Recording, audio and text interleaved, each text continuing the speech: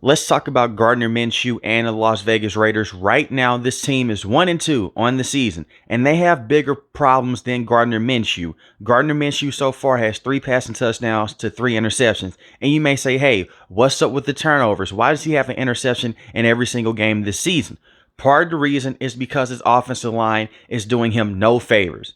Gardner Minshew has little to no time in the pocket, and it's not because of the tackles. I think the tackle play has been okay, especially with Colton Miller. He's their best offensive lineman. He's their most consistent offensive lineman. But when you look at Gardner Minshew, he got sacked 4 times against the Los Angeles Chargers. He got sacked 5 times against the Baltimore Ravens, and they won that game against the Baltimore Ravens. And he got sacked twice against the Carolina Panthers. Gardner Minshew does have to do a better job of taking care of the football. His rhythm is off when he gets hit a lot.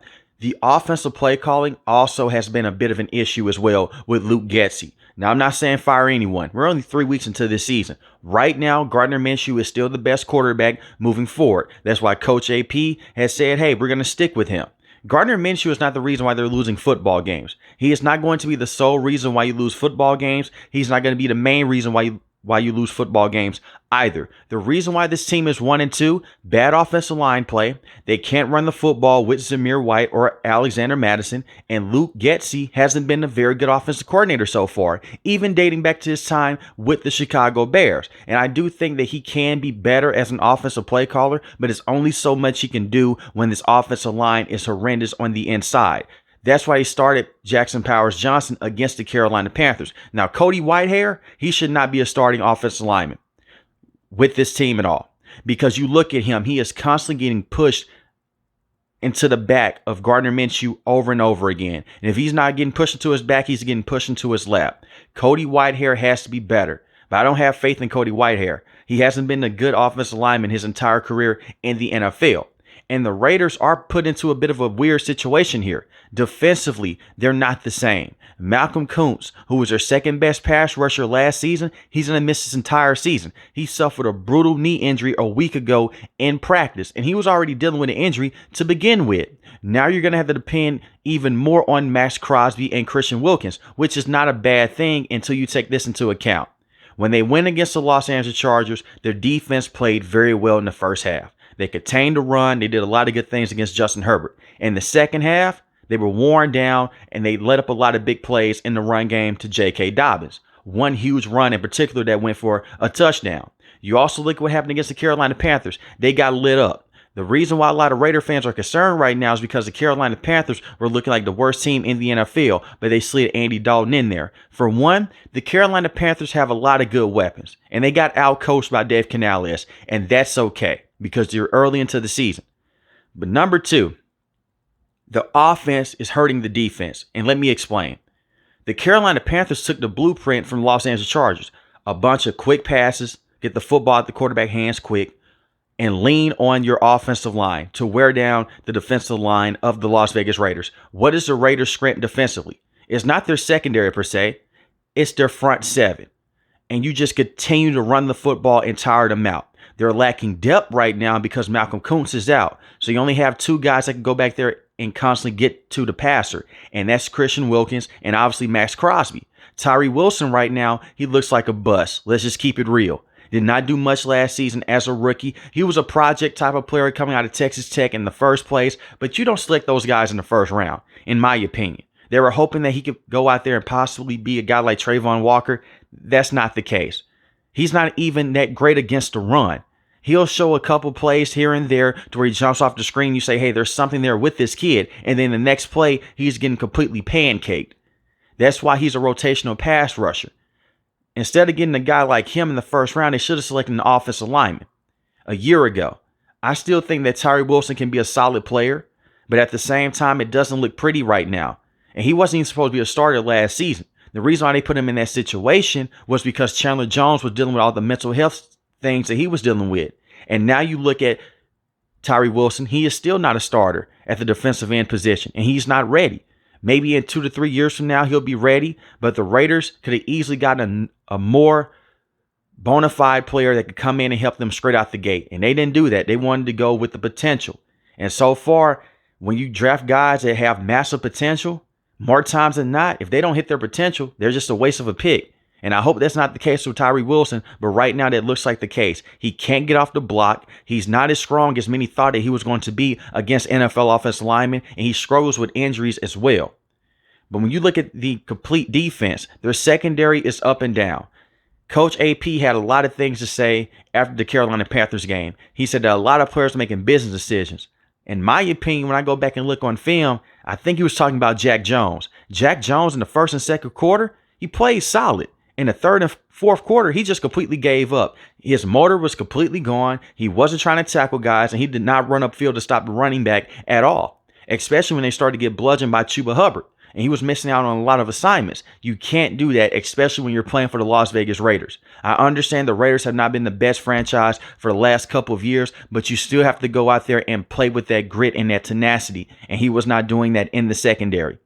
And it sucks to try to go out there and make a tackle every single play when your offense is going 3 and out, or when your offense has a major turnover and you're still tired. I understand that, but you have to play up to the standard with the Raiders. Because if you don't, you have a coach like Antonio Pierce who's going to call you out on it, and he'll possibly just bench you for the rest of the season. Now, I don't see that happening with Jack Jones, but he has to be more consistent. Robert Spillane is their best linebacker so far, easily. Amazing in tackle, amazing with tackling in space, and has been solid in coverage as well. He is a very good interior linebacker. Divine Diablo is dealing with an injury right now. He's a solid linebacker to have. Trayvon Mooring, I like him a lot at the free safety position. And Nate Hobbs was a superstar last year in that secondary. So far, he's been up and down. I expect for him to play better as well. Last season, their defense was their best unit, especially when Josh McDaniels was still the head coach.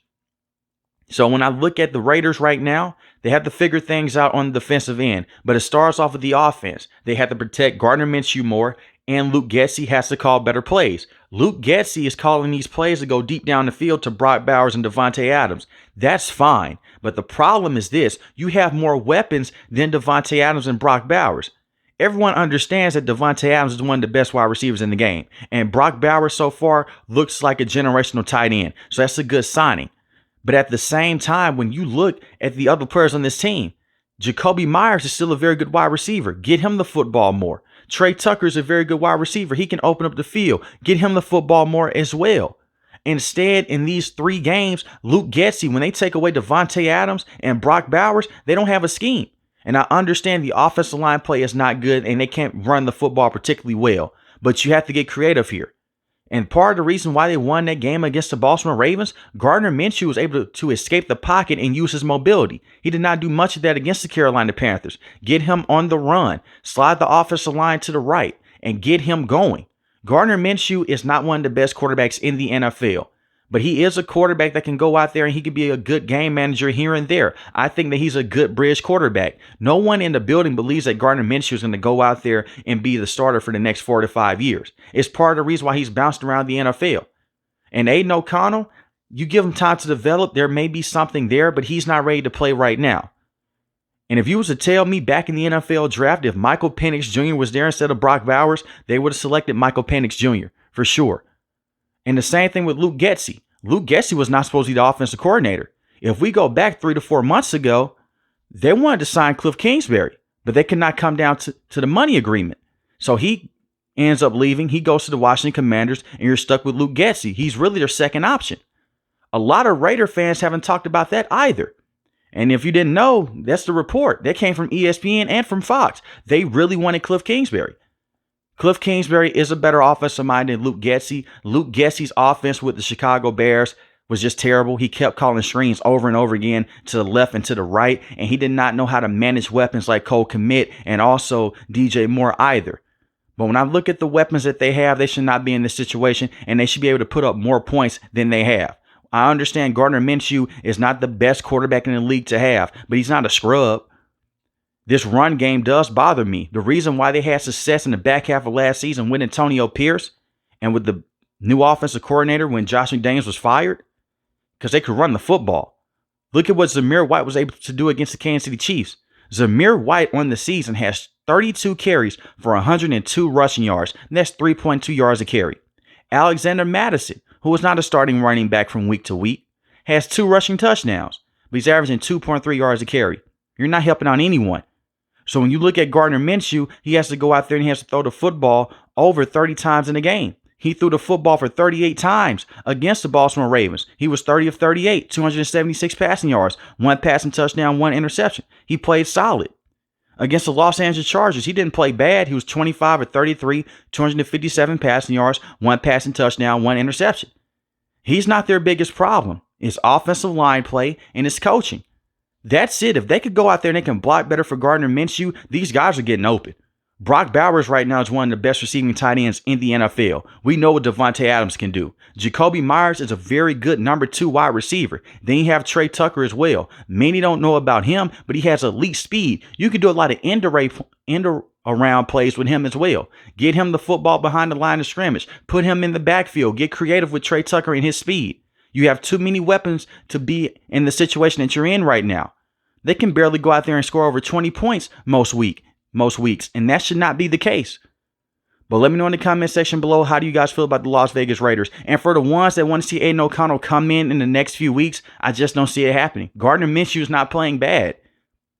He isn't playing great, but he's not playing bad right now. And I think the same problems that Gardner Minshew is having, it may be even worse with Aiden O'Connell because he doesn't have the mobility of Gardner Minshew and he doesn't have the veteranship. Gardner Minshew has been in the NFL for some years now. He knows certain coverages. He knows when to throw the football away. Aiden O'Connell, he struggled with his accuracy, and especially inside the pocket, he doesn't have the lateral mobility that a guy like Gardner Minshew has. So he's basically just a sitting duck there waiting to get hit over and over again. That's why they wanted to start Gardner Minshew, because of the ability to go out there and make the plays longer.